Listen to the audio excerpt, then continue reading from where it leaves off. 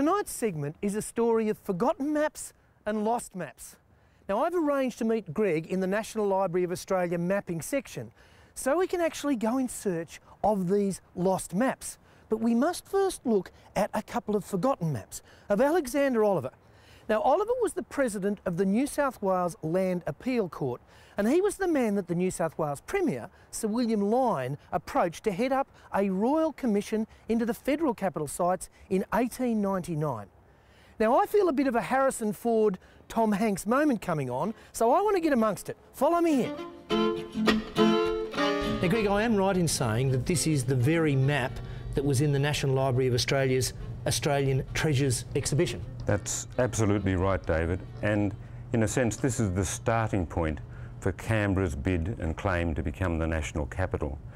In 1900, the New South Wales government commissioned Alexander Oliver, one of their land experts, to hear evidence from about 23 different communities, including Queanbeyan, as to their claims to be the national capital.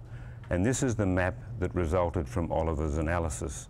In effect, it has the city site here straddling the Molonglo River. It's a very faint line there. Yep. The red outline is his 100 square mile territory. Now, that 100 square miles, just on that of course is because of the Constitution. That was what they said. Minimum area, the minimum 100 square miles. The minimum area in the Constitution.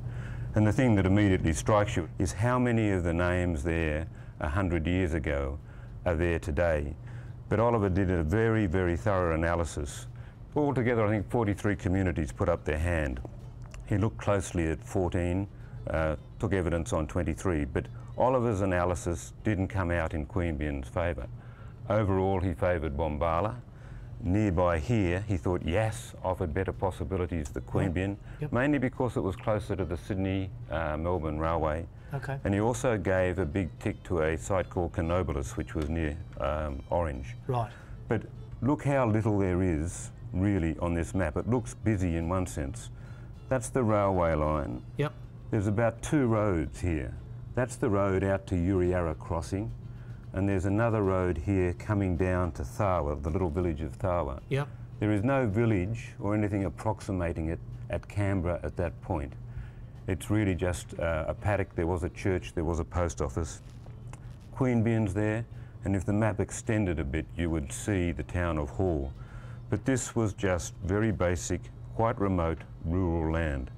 This, in effect, is Canberra's birth certificate. This is the first document that really highlights the possibility of a national capital site, then called Queanbeyan, but which most of us today would think of as Canberra. Let's go to this one. The R map is genuinely a forgotten item. This little map, and it's part of a big set of maps in a sense, this little map shows that Oliver started to debate ideas. What he's got here is not a 100 square mile national territory or a national capital territory, but 1,000 square mile national capital territory. Have his way and his Yass site would have included Lake George, it would have included everything to the north of Lake Burley Griffin now. And what was his reason for wanting more land? To give the Commonwealth government the possibility of leasing that land to gain revenue to fund the capital. But in effect, this R map is the birth certificate of the national capital territory as against the city site. And he's exploring with ideas, and ideas that come back as important later on.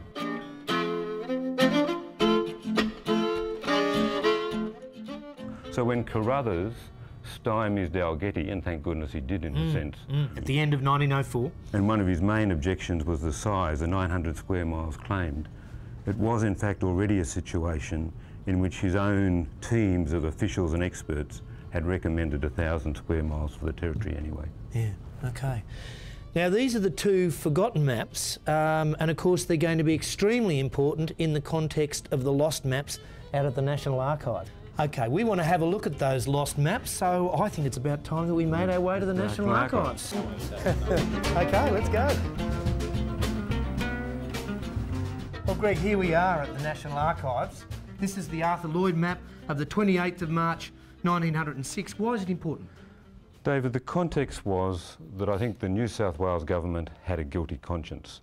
Having stymied Dalgety as a possibility, it set its extremely talented senior public servants, particularly Arthur Lloyd, who was the chief surveyor.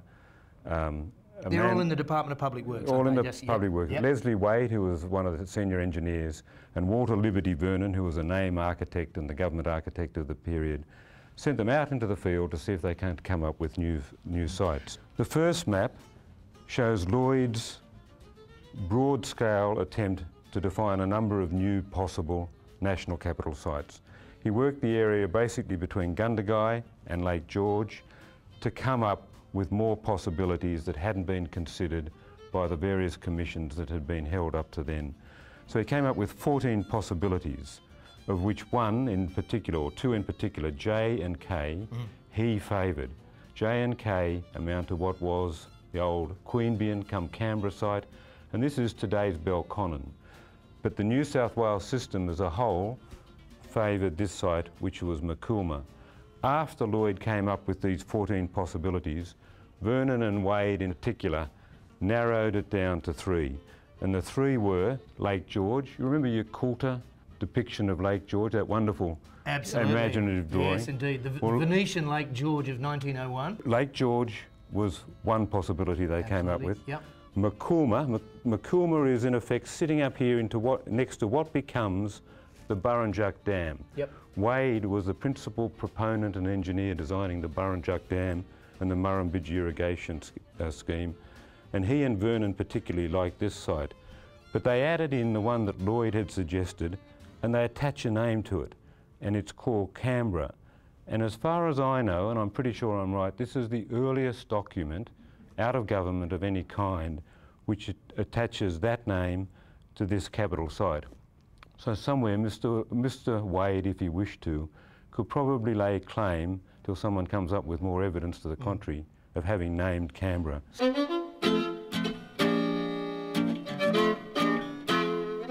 So let's go to the third map, now the third found map, and tell us a little bit about this one, the Vernon Lloyd map. This map was prepared once again to show a Canberra site uniquely. And what I particularly like about it is Canberra's particularly vulnerability was its water supplies, and somehow on this dull black and white map the rivers are painted blue to underline the availability of water according to them at this site. And what's in addition is, whereas New South Wales a la Carruthers had been insisting on a capital site of no more than 100 square miles, all of a sudden that starts to be compromised, and clearly with agreement of the politicians they start to include a capital territory of 200 square miles, which implies a flexibility to negotiate. So there's always been a gap in the histories. People have talked as though Canberra emerged out of nowhere. In fact, it emerged out of a concerted effort by New South Wales government officials to put more possibilities on the table in support of Canberra as a site. Absolutely.